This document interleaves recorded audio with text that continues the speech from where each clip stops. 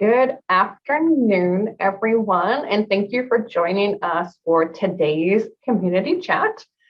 This is a part two of a chat series about service resistance. We did part one in March, and at the end, we did a poll of the attendees to find out if they would like us to dig further into this with the second part, and it was a unanimous yes, please, with a 100% yes, please dig further into this. And so I am really excited to be able to welcome back the speakers who were with us last time. If you missed part one, you can find that on our YouTube and our Facebook, and links should be dropping in to direct you there. So today I'm really excited to be joined by Tim Houchen. Tim is the chair of the Orange County Continuum of Care Lived Experience Advisory Committee. He is also a COC board member, and he is also a member of the Commission to End Homelessness. We also have Dr. Shauntina Sorrells with us, the Chief Program Officer for the Orangewood Foundation. She is also a member of the COC board, and she is the chair of the TAE committee for the COC board. And then we have Matt Bates. Matt is the vice president of CityNet. He is also on the COC board, and he is the secretary of the COC board. So welcome back to each of you. In our last chat, we kind of started out by laying the groundwork and kind of agreeing on an explanation of service resistance. So I'll just start there to give us all kind of a refresher. So the definition that we were using for service resistant is talking about situations where people who are experiencing homelessness seem to not be consistently engaging in opportunities or services that are being presented to them by a third party, by another person. And so we scratched the surface last time, and we all felt, speakers and attendees, that there was a lot more that needed to be dug into. So today we are going to be kind of exploring this conversation and these dynamics that are at play. So we are going to dig much, much deeper into the interactions that are going on, what's happening behind the scenes, what perceptions and ideas are people bringing with them into these interactions, how does that influence the outcome, what are people talking about in this kind of discussion, what's really being discussed, what services are being offered, what do we mean when we say services, and are those services accessible and available? And how does somebody do that?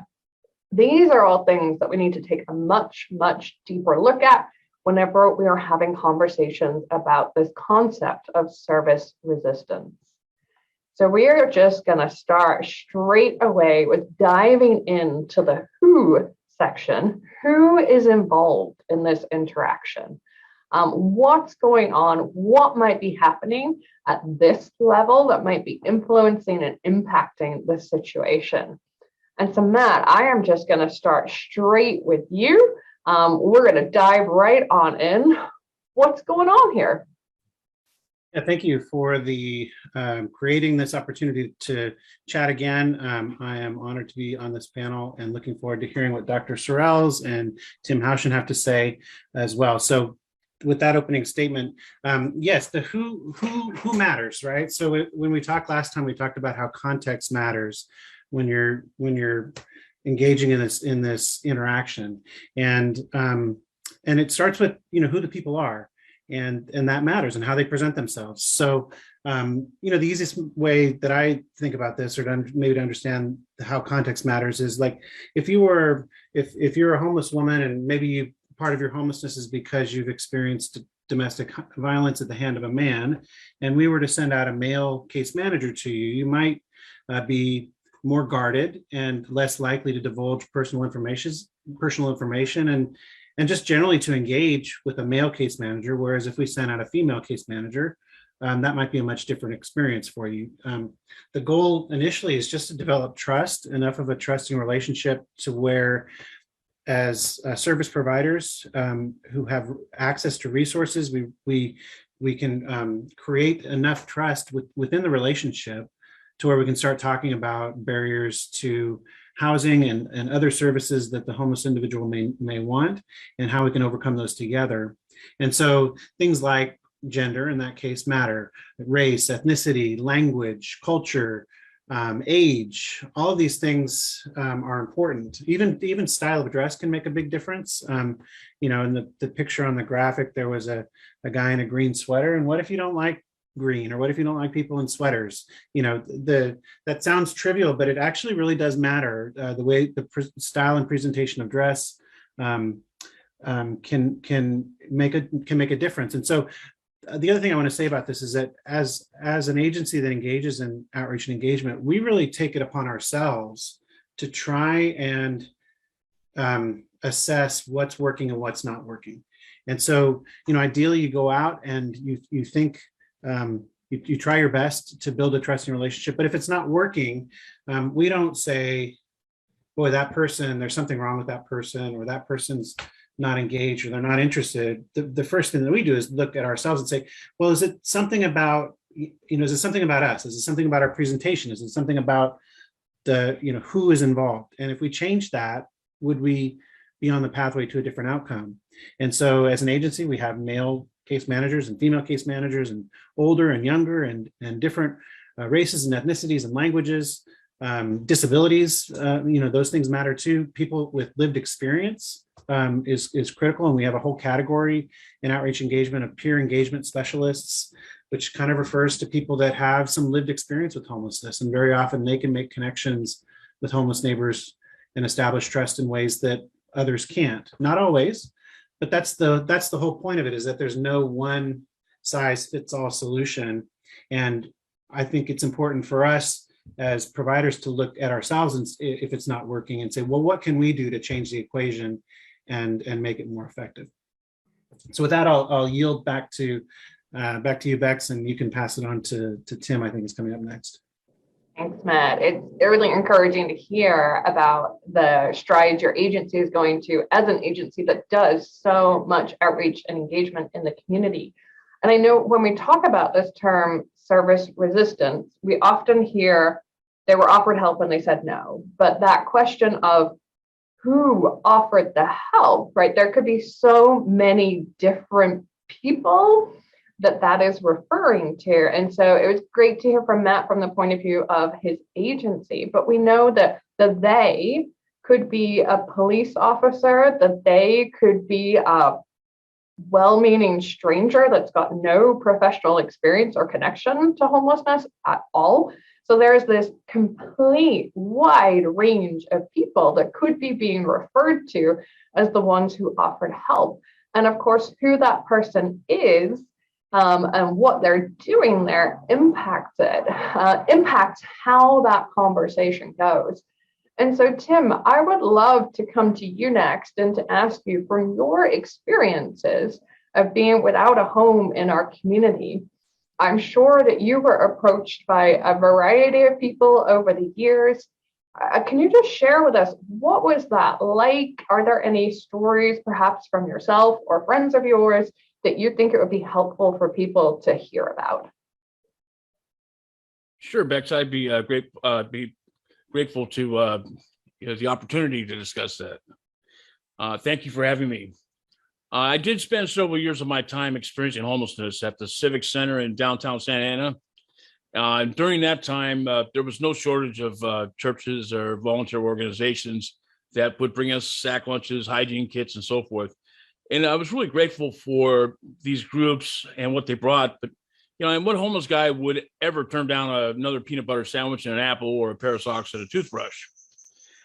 These are things that bring a few moments of comfort.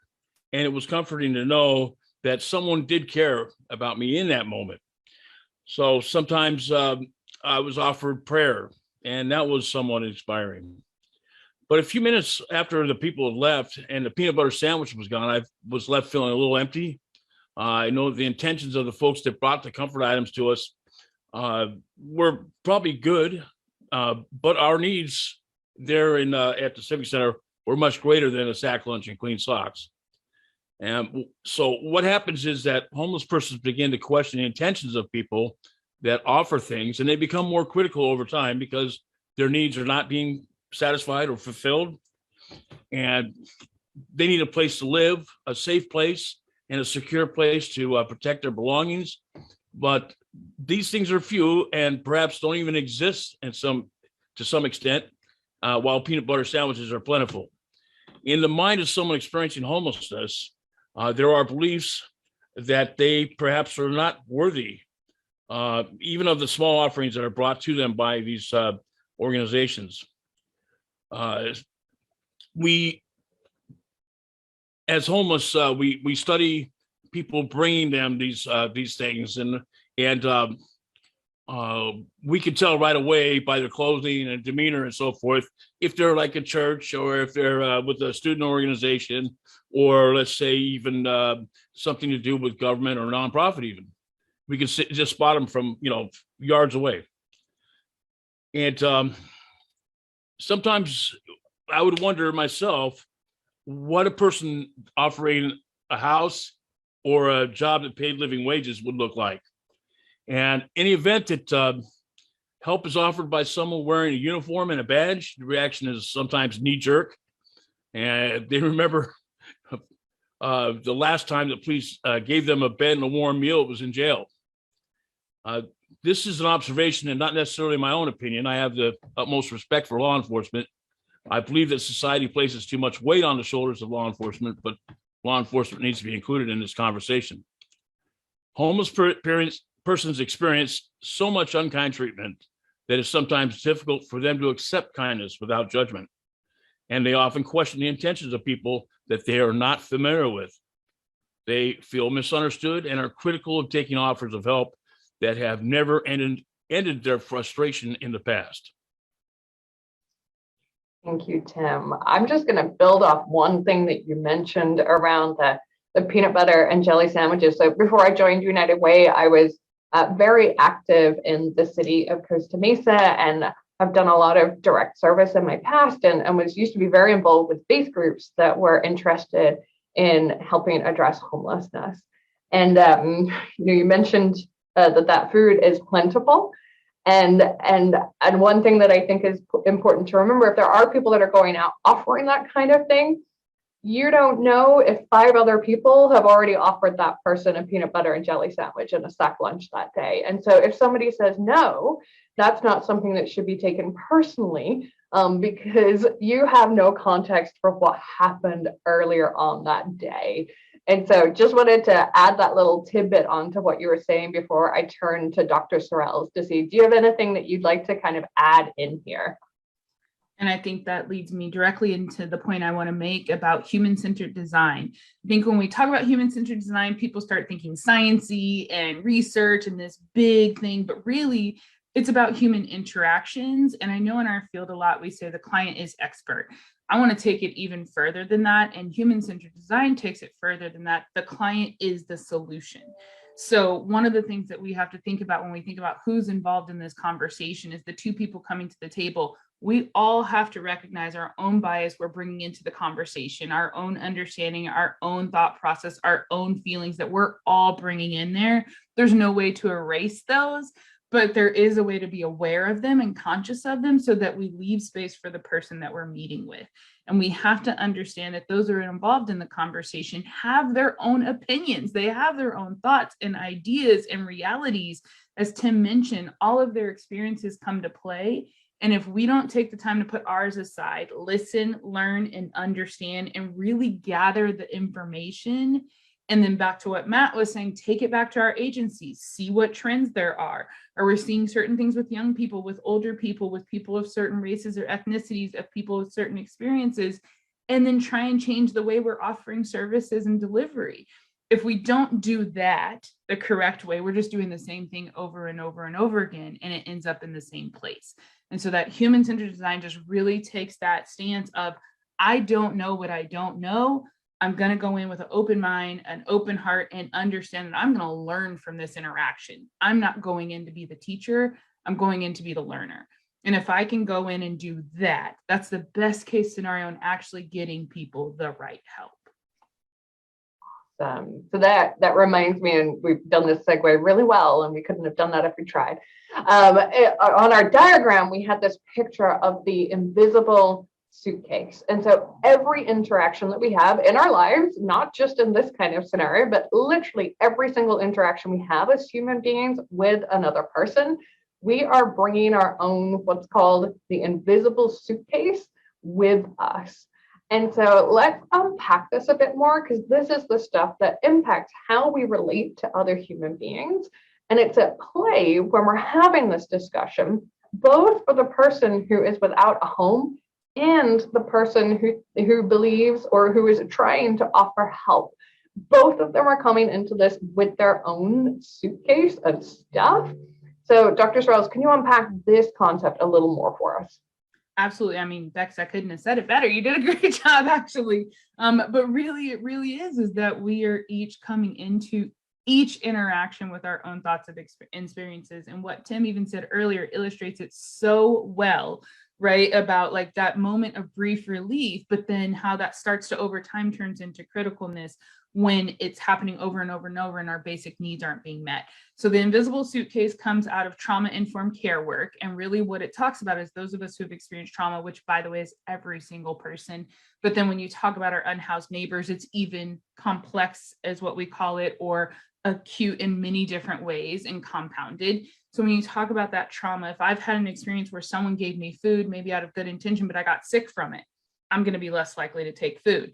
If someone offered me help, but it wasn't the help that was needed, or I was hurt when that help happened, I'm going to be less likely to take help. So every single one of those experiences that we take, we carry it inside of us. As human beings, it's very hard for us to then shut that down and be like, well, that happened that one time, but I'm going to put myself out there. There's the age old, once bitten, twice shy that we hear about a lot. That is exactly what the invisible suitcase embodies, is that as human beings, our trauma latches on to our DNA, to the way we think, to the way we feel, and it becomes a response mechanism. We're triggered to respond in a safety and survival mode when things feel similar, when things feel like something we've experienced before. And that invisible suitcase is all the words, all the feelings, all the thoughts that we carry around all the time. So the reaction you might get today is that invisible suitcase of 5 years of my trauma versus what you actually said to me today. Thank you so much. And as you were speaking, I was reminded of a couple of things that I don't know if perhaps people who are watching this are aware of, and they're not necessarily kind of individual things, but more collective trauma that the homeless community in Orange County has faced. And one of those is that going back a number of years ago, we did actually have a serial killer who was targeting people experiencing homelessness in Orange County. Another incident that happened just a bit more recently was in Huntington Beach, where a person purposefully poisoned food and handed it out to people experiencing homelessness at a variety of places.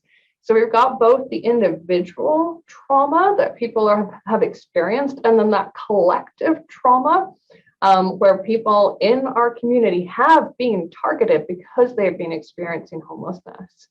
But Tim, I'm going to come to you now to ask you, can you shed a little bit more light on what might be some other things that are going on in that suitcase for the person who doesn't have a permanent home?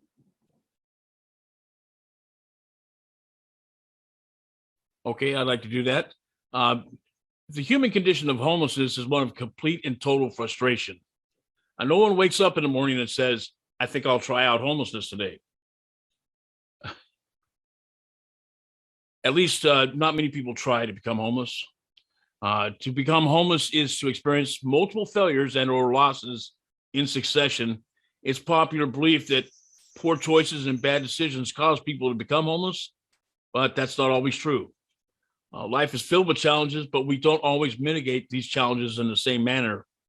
Not everyone has the same available resources that would prevent them from becoming homeless.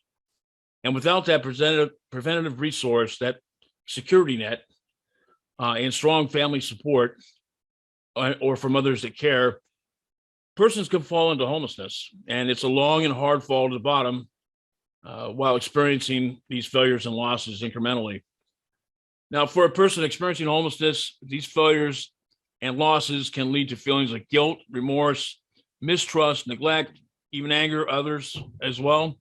The feelings are compounded by trauma that's realized during the process leading up to homelessness. And certainly people that are homeless in the present are subject to traumatization and further re-traumatization after the onset of homelessness.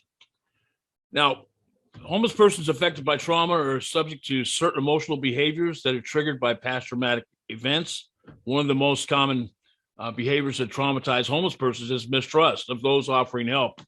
And they feel misunderstood and they question those offering those services when those offering services are not familiar with their personal individual needs.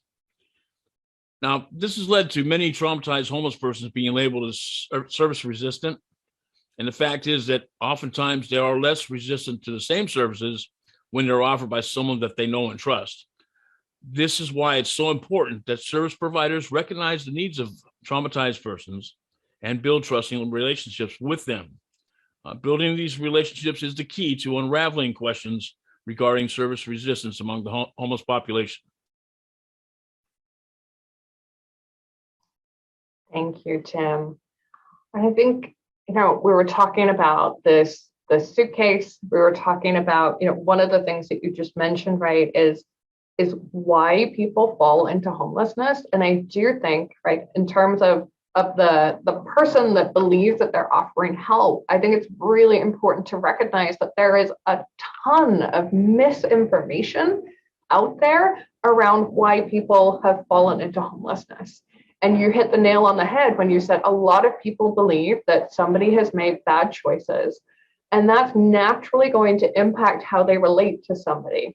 So there's oftentimes this sense, right, if you think that person made bad choices and that's why they're in this situation, then you've put a power dynamic in place here when actually you have no idea what this person's situation is. And whenever there's a power dynamic like that going on, you can feel it. Like, we all know when there's a power dynamic going on. We all know when somebody thinks that they are better than us, that they are more put together, further ahead in life than us. And that's not the dynamic that any of us feel respected in. And that's not a dynamic that brings about trust. And so that's where I think, again, being able to look into that suitcase, right, of our biases that we bring to the table and being willing to be educated and to understand the facts around why people fall into homelessness and how the reasons that somebody landed in homelessness are not necessarily the same barriers and issues that they're facing today, because homelessness is traumatizing and results in a whole other onslaught of issues. So I just wanted to jump in and kind of build off what you were saying there, Tim. And Matt, before we move on kind of to get into the guts of the discussion, is there anything else you want to add here around kind of the hidden things that we carry inside us? Yeah, just briefly. I think this is a really helpful analogy, and I would add to it by saying that within people's suitcases, there are a lot of positive things. So not only is there trauma, but that's just as you're saying, like, it can be so tempting for a service provider to believe of themselves, I have something valuable to offer to somebody who has little value. And no one would come out and say that, but we can act that way because, well, if they had value, then they would have their stuff together and they wouldn't be homeless. They wouldn't have made those bad choices. And if they could do for themselves, they would have done for themselves. And I need to do for them. And I think that is, not only is that disrespectful, it's actually harmful to what you're trying to accomplish. It's counterproductive, because we need to acknowledge that these are unique and special individuals that have lots of strengths and lots of positive experiences, in addition to the other things that they're carrying, just like the rest of us. And I think we need to remind ourselves of that, so that we can start off on a better foot. Agreed. And if anybody is interested kind of in the reasons why people fall into homelessness here in our community, and you haven't taken Homelessness 101, I would strongly encourage you to do. I'll give you the high level. The biggest reasons are financial. And then the next reason, family issues, things like domestic violence, death of a loved one, death of a family member, health issues that knocked them off their feet. Very, very different than what people might think. And it's really important that we grapple with our misperceptions around what has led somebody to fall into homelessness. But I digress. I'll bring us back. We're going to let's get into the discussion. Let's really kind of dive in here. When we talk about services, so we often hear, right, they were offered services and they said no. What in the world do we mean by services? We got to start there. Matt, can you unpack that for us? Yeah, that's right. And I think, again, we do ourselves and the whole process a disservice if we go in with assumptions that the services we're offering, even if we have them, that everybody wants housing, and that we need to connect people to shelter and housing, because why wouldn't you? Yes, we are a housing first agency, but we also need to recognize and honor a person's own individual agency and their ability to make their decisions, and to listen to them, to what it is that they want to accomplish. Now, in our experience, 98% of the time in the mix is shelter and housing. But we start with what people can articulate as what they want to see happen. I'll share a brief anecdote to illustrate the point. It's outside of Orange County, so we're safe. We're not implicating anybody, but it's in Southern California, so you'll understand the dilemma where in the city of Whittier, where our team started working, there was some frustration in the community because some of the homeless neighbors in Whittier weren't accepting referrals into the county shelter. And when we learned more about this, we learned that the county shelter that they were being offered beds in was in Lancaster, right? So if you're familiar with LA County, it is enormous, both number of people and in geography. And so the people that were the people that were experiencing homelessness in Whittier were politely declining shelter beds in Lancaster because they didn't know anyone there. And there are reasons. If you started the conversation differently, you would understand that some of those people had friends, they had family in Whittier. Many of them had jobs, and because of COVID, their hours had been cut down, and so they were earning income, and they needed to go to those jobs. And they were hopeful that that the hours would come back post COVID, and that they could get back into housing. And they were working on it. They just weren't able to afford housing in Whittier. They fell out. And by moving to Lancaster for a shelter, not only that would that be terrifying, that would be counterproductive to what they are actually wanting to do. They had a plan in place, they were working the plan, and accepting the shelter referral would actually undercut and disrupt that plan. So that's an extreme example, but it happens in different ways frequently. And I think it's the way that we get around it is by acknowledging the agency of the person that we're talking to, and helping them, listening to them and hearing their story, and helping them to articulate what it is that they want, and then creating a plan together to overcome the barriers that exist between them and achieving that plan, and then systematically working through those barriers together. Thank you so much, Matt. Tim, we're going to come to you next to build off what Matt was saying and put your own unique flair on it. All right. Well, when we discuss service resistance, it's important that we also observe the services that are being offered. And if the goal is to end homelessness, how does the service being offered correlate with meeting the goal? And so we know that housing ends homelessness.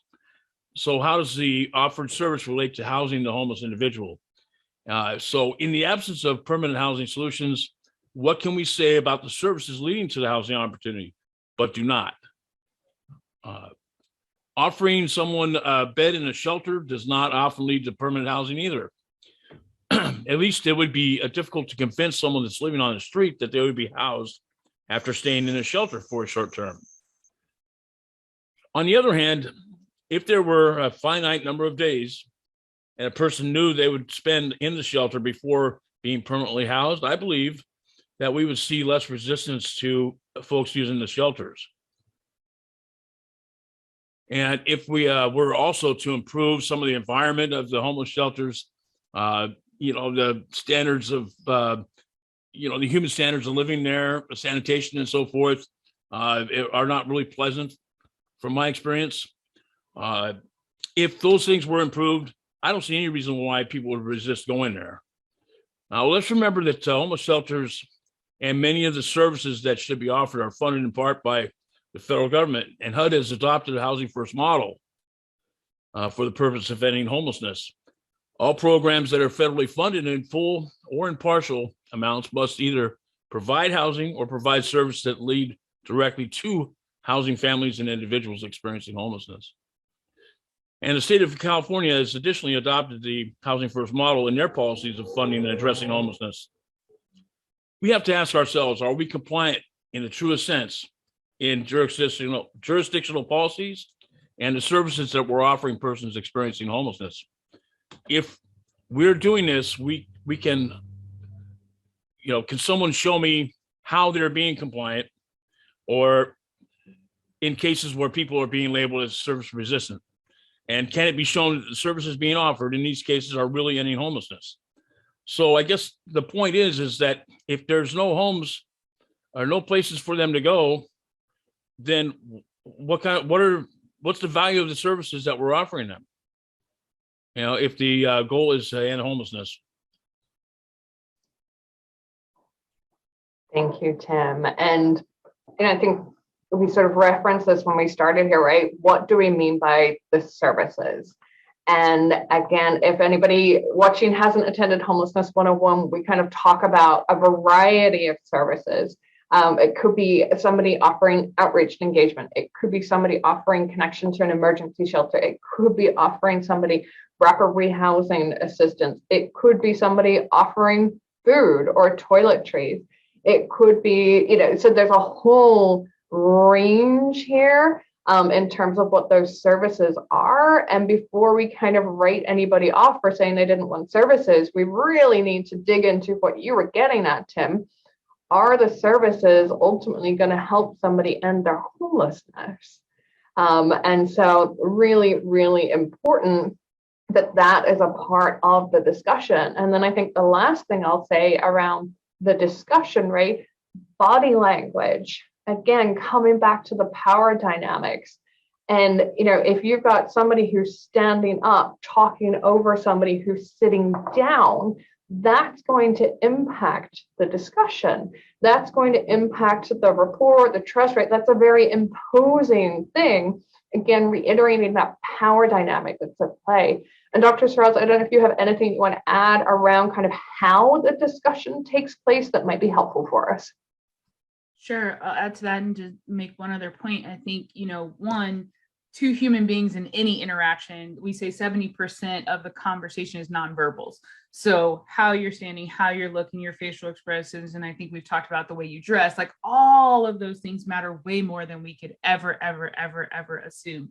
So I think that's a large portion of it, is specifically like I work with transitional age youth or youth ages 18 to 24. That's even more of a dynamic because of their developmental status and where they are in their own brain growth and what's happening in life, but also for many of our youth who have left a foster care system, which I know we're going to talk about later in system dynamic. But just one other thing that I think that can come across is our own judgment.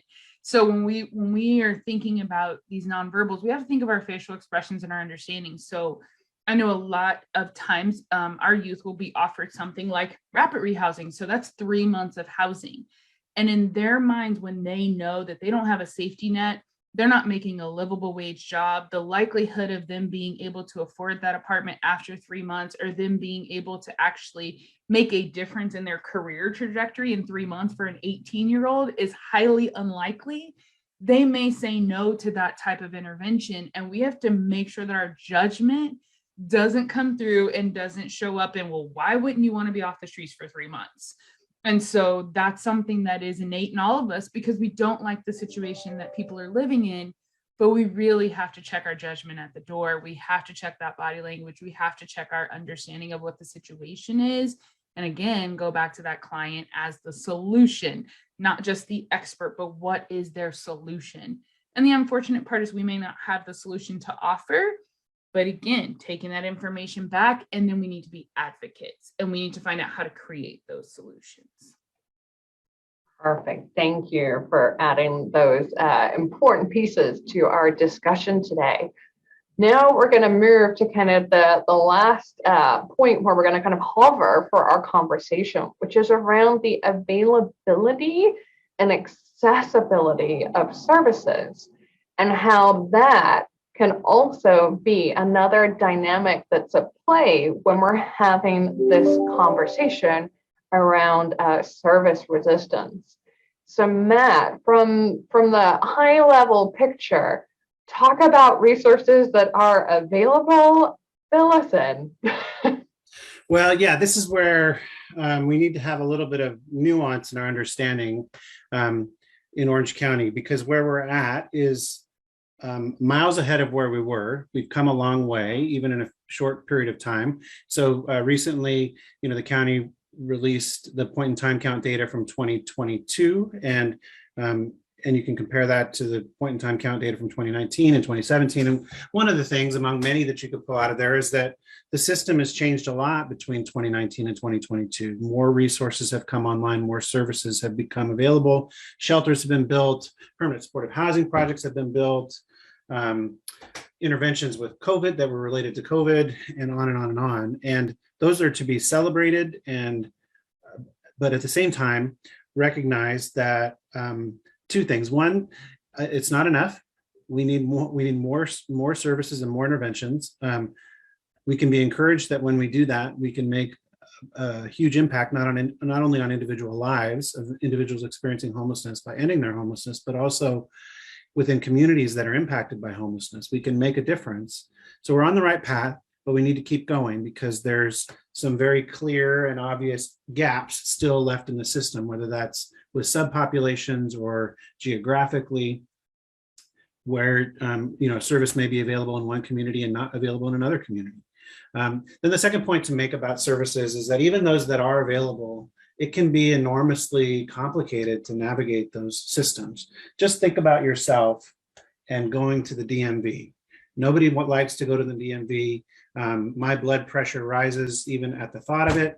And if you're a person experiencing homelessness with no transportation and no identification, think about, getting in the queue for, let's say, a permanent supportive housing, which is a government funded project. You're going to need some help.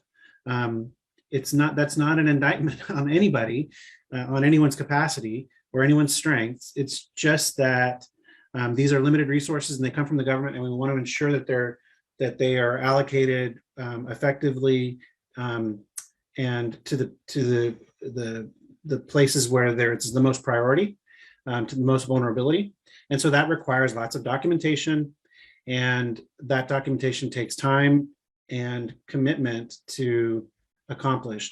So the point is that it can be a big government bureaucratic system, and it can take some time and resources to even navigate through that system, which is why it's important to have lots of different things. One, advocates that will advocate for more resources in the community, and then two, people that will come along and help people to navigate those systems and access those resources that do exist.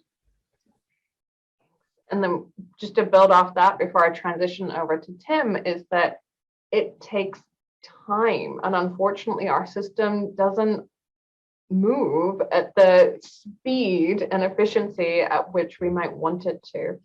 And one of the things, right, that we used to say in Homelessness 101 is you might drive past somebody experiencing homelessness and be thinking to yourself, there's plenty of resources, there's plenty of things out there for them. And while we've come a long way and there are more resources, and COVID certainly brought more resources to our community, which is great, there still aren't enough resources for all of the people who need them. It's difficult to access those resources. And even then, when you access them, it still takes time to utilize them. And so the person that you drive past might very well have a rental assistance voucher, but they are struggling to find an apartment. And so there's just so much that we need to be mindful of. But Tim, I'm going to come to you for you to share about just the difficulties around accessing services. All right. Well, I'm going to pick on one thing. And what I'm seeing is people are coming to me And they're reporting that some of the most vulnerable of homeless persons that are not being provided recuperative care after hospital stays. And what was happening is the hospitals are releasing people once they become stabilized in their condition, and they're back on the streets simply because there's not sufficient beds in the recuperative care program. Now we must, do whatever we have to in order to ensure, give them transitional housing and more recuperative care facilities in order to support the medical health of the frail and infirm persons experiencing homelessness. And we must collaborate more with advocate volunteers who spend a lot of time doing everything possible to keep these people alive. They do this without funding beyond the money in their own pockets. And most of them are aware of the needs of individuals on the streets and strive to provide them with the care that sometimes is not available from organizations in our system. Now, we need to connect and collaborate with these advocates who are the boots on the ground in the battle to save lives. This is one example, but we must constantly evaluate the programs and services that we offer persons experiencing homelessness. And all barriers to housing must be eliminated. And if we can't provide the housing, then we need to find a way to save them, save their lives. And that's something that is dear to me as the organizer of the longest night for several years, National Persons Homeless Memorial Day on December 21st. I'm aware of the number of people that die in our communities while homeless. And I just would like to see more done. And in the absence of housing, definitely more life-saving. In our systems are responsive to the needs of our homeless people, then we can create a more efficient path to housing them, and we can keep them stably housed. And the services that we offer should provide privacy and promote self-determination, allow for personal dignity and respect. All services being offered must be aimed at the goal of permanent housing, period. Thank you, Tim. And I know that we kind of touched on a little bit of this across the remarks so far. There are bureaucracies involved, there are paperwork that's involved, there are proof of ID that's involved, sometimes birth certificates that have to be dug up, which, I don't know where my birth certificate is, and I have a home. So there's all of these layers that get put on before somebody can sometimes access services. And so it's really important that we remember there are a ton of barriers that are put in the way of people when it comes to accessing those services. And then I want to talk about and get into a bit more of kind of like some of the systemic issues and things that are at play from just some of the downfalls of our society. And so, Dr. Sorrells, I want to come to you to help kind of us wrap up this part of the conversation with some useful insight that I know you have. Absolutely. So, and this is obviously threaded throughout this conversation. We're talking about systems, and we've all talked about how these systems interact, the different components of the system, and the people who represent the systems. And when you get down to it, when we talk about, in general, our unhoused neighbors, but also our subpopulations, if they have been system involved, if they've been in foster care, they've had juvenile justice history, if they've been in our criminal justice system, any of these types of systems, there's going to be a wariness. There's going to be a unfortunate history in their invisible suitcase of what has happened to them. And when services have rules and structure and a ton of different requirements, it's going to feel a lot like those systems. It's going to mimic those systems, and that's going to make people less likely to want to engage and want to involve themselves in the system, given their history, given their experiences. So we really have to think low barrier. We really have to think about what we're offering. If we're making everyone jump through so many hoops, which I know some of it's a requirement, but to Matt's point, we have to help them navigate then. We have to help them step by step walk through that, but we also have to talk to them about why it's required. So when you're filling out a CES application, and it literally takes our TAY youth about 2 days to complete a CES application just to get all of the of the questions answered, then they have to go collect all of the documentation. And when you're talking about a youth who have left foster care, the people who have all their documents are the government. So the government's asking them for documents that they have. That feels like erroneous. It makes no dang sense. And it just gets really, really, really frustrating. And so, but it's making sure they go through all of the different components, but we have to walk them through each of those steps. So we have to remember that that's what it's feeling like on the other side. And it feels very much, again, like they're entwined in a system, they have no control, and they have people telling them what to do when they have agency and power. And I love what Tim said about self-determination and respect. If we don't build all of those in at every step of the process, then we're not doing the right services, and the services aren't right. So we have to think about all of that, and we have to ensure that we're educating folks along the way, educating ourselves along the way, advocating for people, and recognizing that our services can feel like the same system abuse that they have suffered. And we have to be aware of that, understand it, and try our best to unpack that. Thank you so much. And I feel like there is like another entire community chat and in everything that you just said. But we are at time. But I will say, if you found this conversation interesting, there are a couple of books that if you are really interested in this, that we would recommend. And one of those in particular is a book called What Happened to You? And we're going to pop the link in here. It's an easy read, but it's a really great introduction into some of the concepts that we've been discussing today. And then if you are the kind of person that prefers a more in-depth scientific dive into this, I would recommend The Body Keeps Score. Both really, really great reads and very informative. And I just want to say thank you to everybody who tuned in today and who watched. Thank you so much to our speakers today for everything that you brought to the table.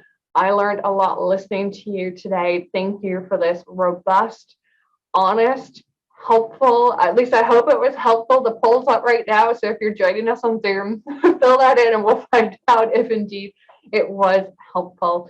And we'll be back next month with another community chat. Thank you and have a great rest of your day, everyone. Oh, this will be up on our Facebook and our YouTube. So if you know of people that you think would find this conversation helpful, you can direct them to the recording. It'll be up on Facebook today and it'll be up on YouTube shortly. Thanks again, everyone.